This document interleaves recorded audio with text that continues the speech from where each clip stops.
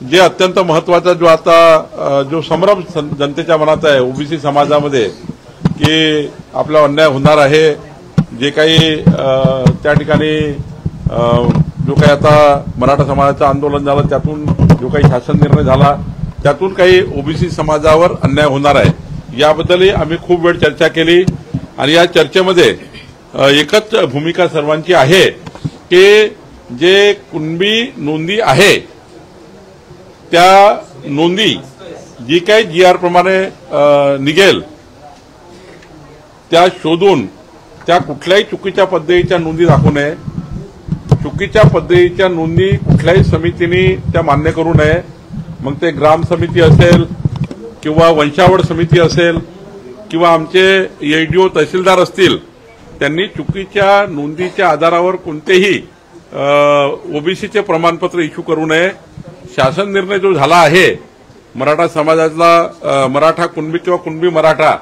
या ठिकाणी प्रमाणपत्र देण्याचा, तर त्याबद्दल काही कुणाची ना नाही, पण एकही चुकीचं प्रमाणपत्र त्या ठिकाणी निघू नये याचा काहीतरी नियंत्रण असला पाहिजे, याचाही चर्चा या बैठकीत झाली। नाहीतर मग जीआरचा काहीतरी चुकीचा अर्थ काढून त्या ठिकाणी काहीतरी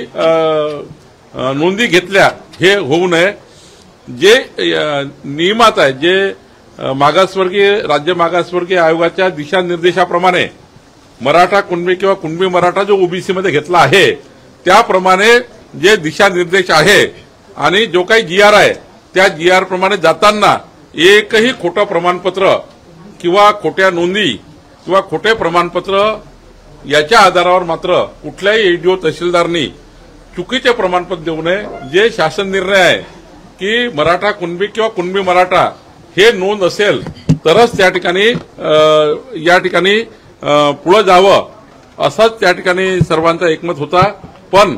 चुकीच्या नोंदी मात्र कोणी करू नये असं सर्वांचं या ठिकाणी चर्चा झाली आहे।